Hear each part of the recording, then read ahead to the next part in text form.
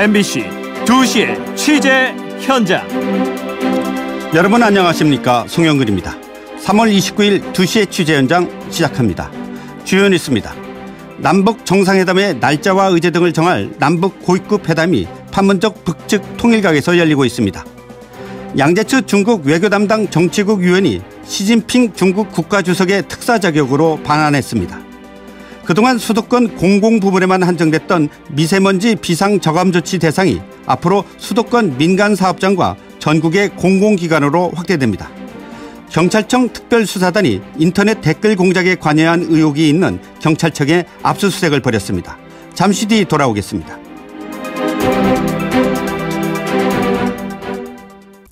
첫 소식입니다. 한 달 앞으로 다가온 남북 정상회담의 날짜와 의제를 정할 남북 고위급 회담이 오늘 오전 판문점에서 개최됐습니다. 회담은 곧 마무리될 예정이라고 하는데요. 남북 간 별다른 이견이 없었던 것으로 보입니다. 남북회담 본부에 나가 있는 취재기자 연결하겠습니다. 손병산 기자. 네. 오늘 고위급 회담 오전 10시에 시작했는데요. 곧 마무리된다는 걸 보니까 상당히 빠른 속도로 진행된 것 같습니다. 현재 상황 전해주시죠. 네, 오후 1시를 넘어서 이곳 남북회담본부에 속보가 들어왔습니다. 12시 35분부터 57분까지 2대2로 대표 접촉을 했고 공동문안을 협의했다는 내용이었습니다. 언론에 발표할 보도문 작성을 마쳤다는 뜻인데요. 여기에 곧 회담이 마무리될 예정이라는 소식까지 전해졌습니다. 남북 정상회담 일정 협의가 됐기 때문에 날짜가 언제인지 곧 발표될 걸로 보입니다. 지난 1월 고위급 회담의 경우 밤까지 이어진 걸 감안하면 매우 빠르게 회담이 진행된 겁니다. 이미 남북 정상이 만나기로 합의를 한 만큼 세부적인 부분에서 큰 이견은 없었던 걸로 볼 수 있겠습니다. 네, 그렇군요. 네, 날짜를 정하고 나면은 당연히 정상회담에서 어떤 의제를 놓고 이야기할 것인지 조율할 필요가 있을 텐데요. 우리 측은 비핵화 문제를 의제로 올리겠다는 것이었죠? 네, 그렇습니다. 오늘 아침 조명균 장관이 남북회담 본부를 나설 때 취재진이 비핵화에 대한 북한의 입장 변화는 없냐고 질문을 했습니다. 여기에 대해서 조 장관은 지난 1월 재개된 남북대화 이래 비핵화는 가장 중요한 의제라며 앞으로 중점적으로 논의할 의제라고 강조했습니다. 비핵화를 핵심 의제로 포함시키겠다는 뜻을 내비친 겁니다.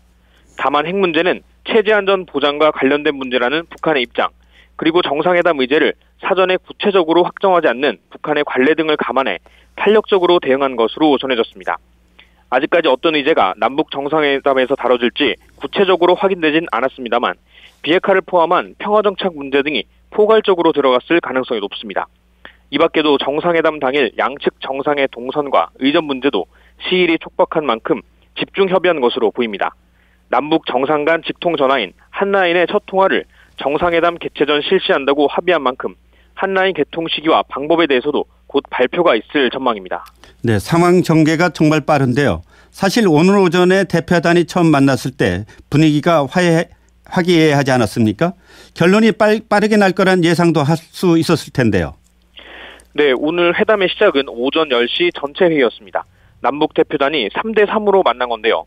우리 측에선 조명균 통일부 장관과 천혜성 통일부 차관, 그리고 윤영찬 청와대 국민소통수석이 참석했습니다. 북한 측에선 리선권 조국평화통일위원장을 수석 대표로 전종수 조평통 부위원장과 김명일 부장이 자리했습니다. 양측 수석 대표는 덕담과 환담으로 회의를 시작했는데요. 조 장관은 시작이 반이라지만 그 이상의 좋은 성과를 내고 있다고 말했고, 북측의 리선권 위원장은 통일각에서 진행한 예전 회담은 모두 좋은 결과를 이뤘다고 화답했습니다. 오늘 회담에 앞서 판문점 채널 등을 활용한 협의에서 정상회담 실무 문제에 대한 남북 간 세세한 입장차마저 긴밀히 조율했을 것으로 추정되는 대목이기도 합니다. 네, 지금까지 손병산 기자였습니다. 중국의 외교 정책을 총괄하는 양재츠 중국 공산당 정치국 위원이 오늘 오전 입국해 1박 2일간의 방한 일정에 들어갔습니다. 시진핑 주석의 특사 자격으로 방한한 양 의원은 오늘 오후 정의용 청와대 국가안보실장과 회동과 만찬을 가진 뒤 내일은 문재인 대통령을 예방할 예정입니다. 청와대 핵심 관계자는 양 의원은 이번 방한 기간 동안 북중 정상회담의 결과를 설명하고 비핵화 방안 등에 대해서도 심도 있게 협의할 계획이라고 밝혔습니다.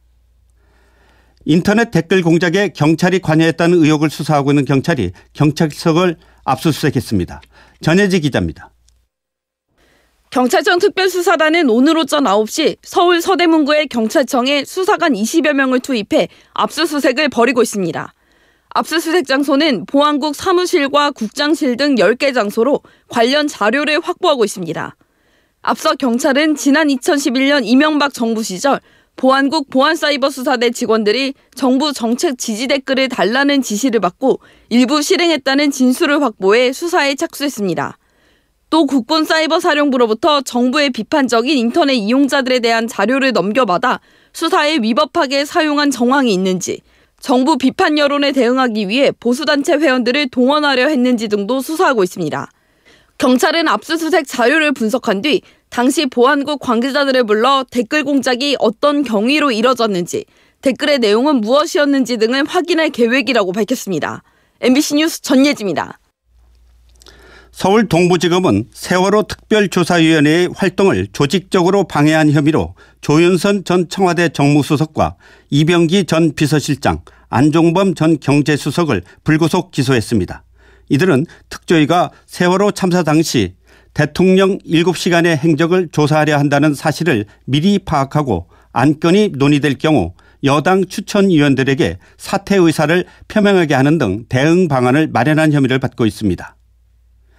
문무일 검찰총장이 검경 수사권 조정에 앞서 실효성 있는 자치경찰제 시행이 우선돼야 한다고 밝혔습니다. 강현섭 기자입니다. 문무일 검찰총장이 검찰 개혁 방안 중 하나인 고위공직자 비리수사처 도입에 반대하지 않겠다고 밝혔습니다. 문 총장은 오늘 오전 서울 서초동 대검찰청에서 취재진과 간담회를 열고 국회에서 바람직한 공수처 도입 방안을 마련해 주신다면 국민의 뜻으로 알고 겸허히 수용하겠다고 밝혔습니다. 검경 수사권 조정 문제와 관련해 검찰의 영장심사 제도는 50년 이상 지속해온 인권 보호 장치라며 유지돼야 한다는 입장을 밝혔습니다. 특히 수사권 조정 논의에 앞서 경찰이 먼저 실효성 있는 자치경찰제를 시행해야 한다고 촉구했습니다. 다만 경찰과 검사의 수직적 지휘 관계를 수평적 사법 통제 관계로 나아가도록 바꾸겠다고 덧붙였습니다. 수사권 조정 논의에 검찰이 배제된 이른바 검찰 패싱 논란에 대해선 사실상 논의에 배제됐다며 앞으로 의견 개진 필요성을 언급하며 우회적으로 불만을 표시했습니다. 문 총장은 최근 제기된 검찰 내 각종 비위 의혹에 대해서는 다음 달쯤 법조 비리 수사단을 설치하는 방안을 적극적으로 추진할 것이라고 약속했습니다. MBC 뉴스 강현섭입니다.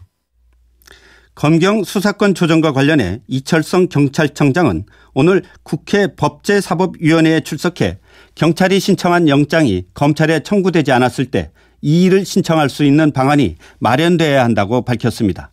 이 청장은 또 수사를 위해 꼭 필요한 압수수색 영장에 대해서는 권리를 확보해야 한다고 말하고 수사권과 기소권의 경우 프랑스나 영국처럼 완전히 분리해서 간다면 수사 지휘권은 큰 의미가 없다고 밝혔습니다. 송영근 앵커가 진행하는 2시의 취재 현장 듣고 계신 지금 시각은 2시 9분, 서울지방 현재 기온은 19도입니다.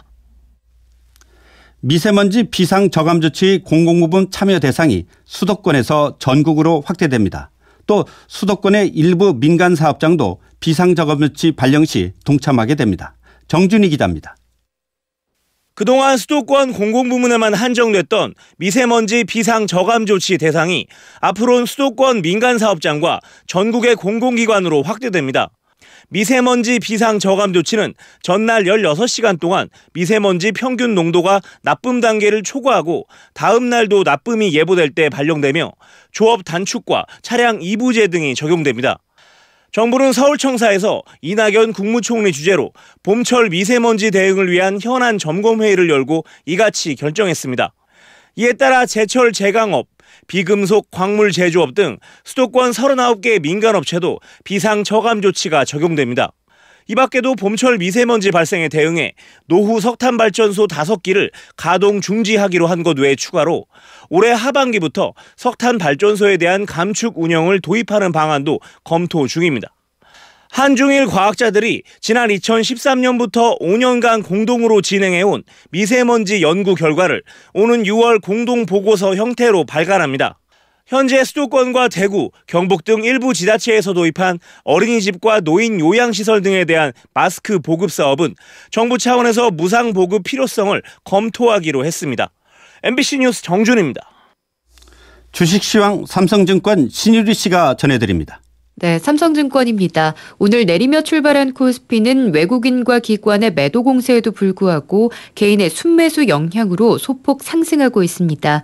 지난밤 뉴욕 증시는 주요 경제지표 호조에도 불구하고 기술주 부진 우려가 지속되면서 3대 지수 모두 하락했습니다.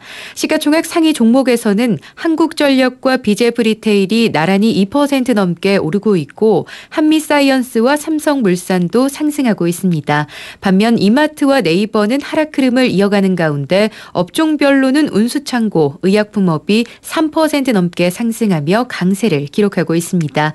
이 시각 현재 코스피는 어제보다 2.49포인트 상승한 2421.78포인트를, 코스닥 지수는 5.05포인트 오른 856.02포인트를 기록하고 있습니다. 지금까지 삼성증권이었습니다.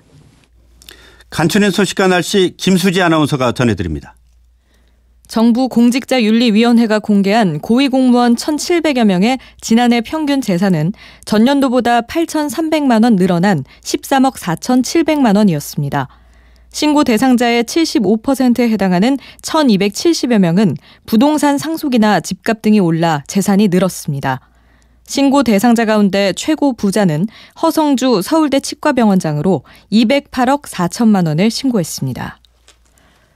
법의 노조 상태로 있던 전국 공무원 노조가 9년 만에 합법적 지위를 인정받았습니다.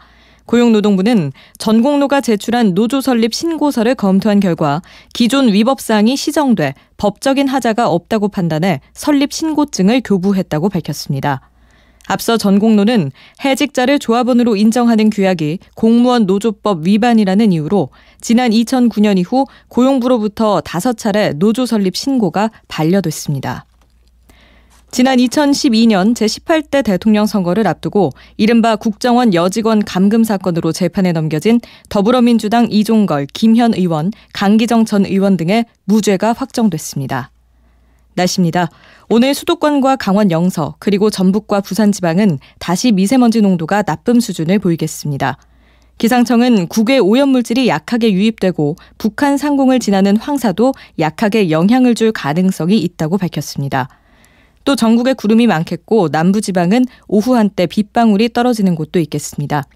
오늘 기온은 전국이 14도에서 24도로 어제와 비슷하거나 조금 낮겠습니다. 네, 오늘 순서 여기까지입니다. 감사합니다. 내일 뵙겠습니다.